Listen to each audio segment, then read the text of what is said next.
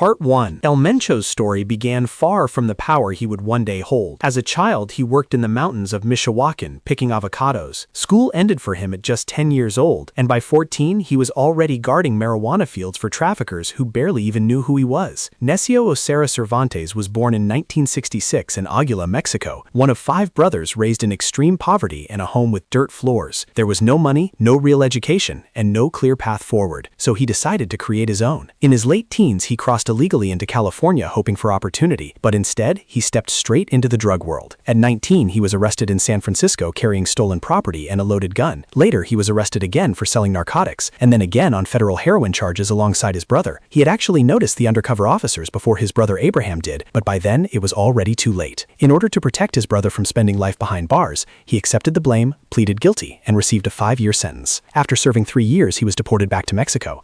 By the time he turned 30, he had no interest in playing small anymore.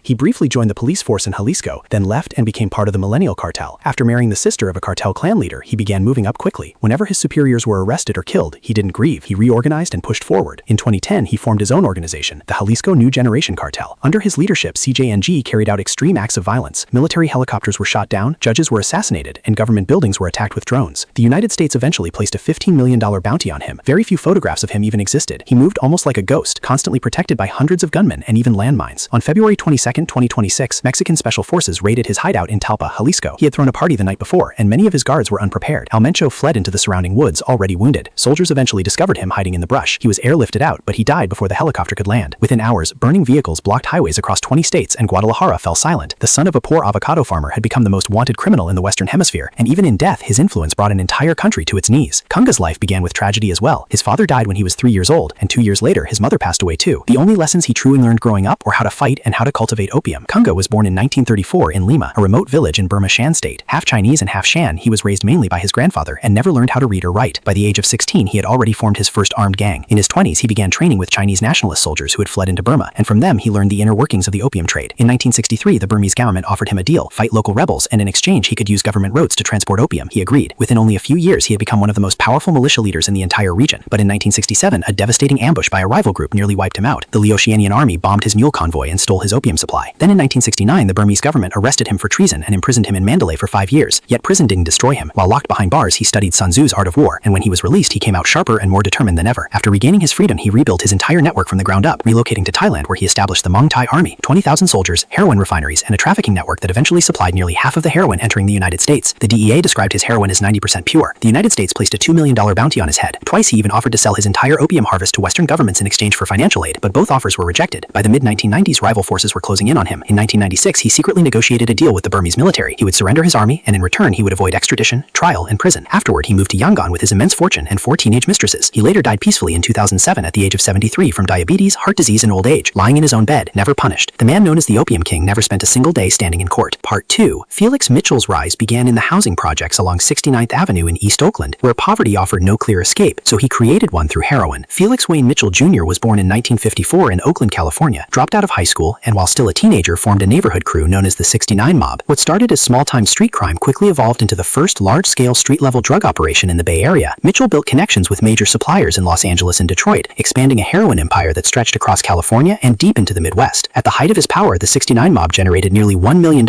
every month. He branded his product with envelopes stamped 69 and stationed children on street corners as lookouts and runners. Any rival attempting to enter his territory was met with drive-by shootings. Mitchell didn't just participate in the drug trade, he helped design the blueprint future street organizations would follow for decades. With massive profits came a lifestyle of luxury, Rolls Royces, expensive jewelry, and extravagant parties. Yet he also funded youth programs and handed out turkeys to families during holidays, turning himself into a local folk hero in East Oakland. Before sentencing, he famously told his probation officer, "I like money, I like jewelry, and I like fine cars, and I went out and got them. Isn't that the American way?" In 1985, federal authorities finally caught up to him. Convicted under kingpin statutes, he received life without parole, and the judge described his rule as a reign of terror. On August 21, 1986, just 2 days before his 32nd birthday, another inmate stabbed him repeatedly inside his cell at Leavenworth Prison over a $10 debt. He died that same night. His funeral became national news as a horse-drawn carriage carried his bronze coffin through 8 miles of Oakland streets, followed by Rolls Royces and limousines while nearly 8,000 people lined the route. Yet after Mitchell's death, Oakland became even more violent. Without his centralized control, rival gangs fought for dominance and crime surged dramatically. Criminologists later called it the Felix Mitchell paradox. The king was gone and his kingdom burned. Amado Carrillo Fuentes' story began when he left his village at 12 years old, promising everyone he would not return until he was rich, a promise he ultimately fulfilled. Born in 1956 in Guamilito, Sinaloa, he was the son of a farmer and the nephew of Don Nieto, a co-founder of the Guadalajara cartel. cartel. With only a 6th-grade education, Amado entered the drug trade early under his uncle's guidance, supervising cocaine shipments moving through Chihuahua. He rose quickly, learning border smuggling operations under Pablo Escobar,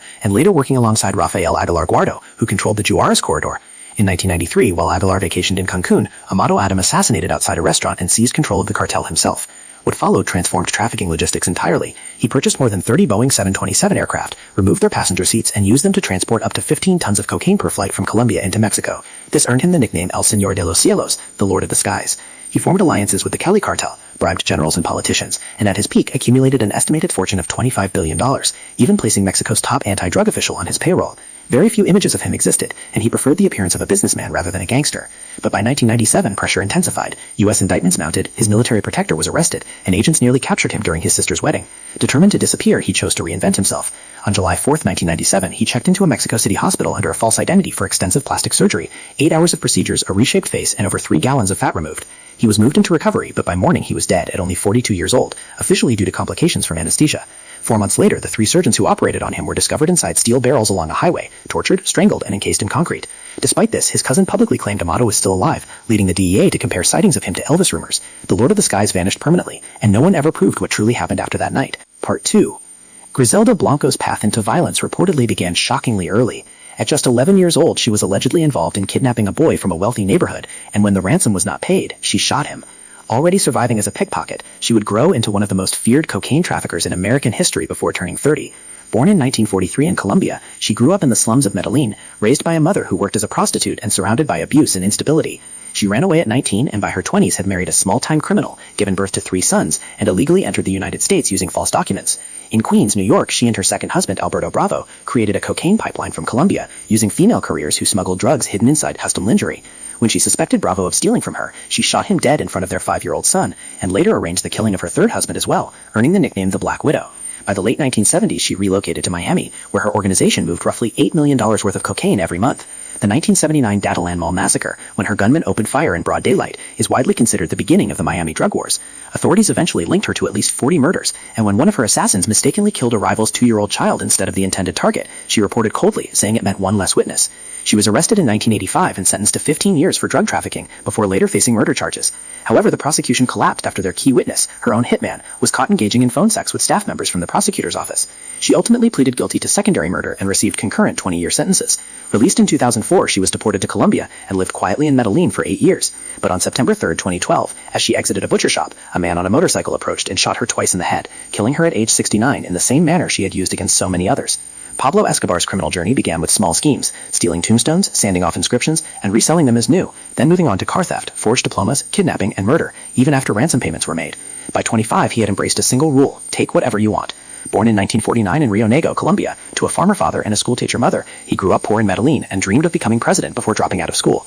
In the mid-1970s, he founded the Medellín cartel, processing cocaine sourced from Peru and Bolivia in jungle laboratories before flying it into the United States. At its peak, the cartel controlled roughly 80% of the global cocaine market, shipping 70 to 80 tons each month. Forbes listed Escobar among the 10 richest people in the world, with an estimated fortune of around $30 billion. He built schools, hospitals, and entire neighborhoods for Medellín's poor, earning the nickname Robin Hood, and even won a seat in Congress.